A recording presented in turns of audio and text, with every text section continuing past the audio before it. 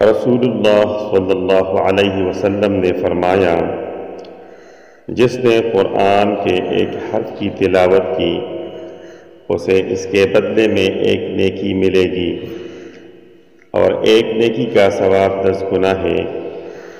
میں یہ نہیں کہتا کہ الف لام میم ایک حرف ہے، بلکہ الف ایک حرف ہے، لام ایک حرف ہے اور میم ایک حرف ہے۔ سنن ترمذی حدیث نمبر 2910۔ معزز سامعین، حدیث سننے کا شکریہ، والسلام۔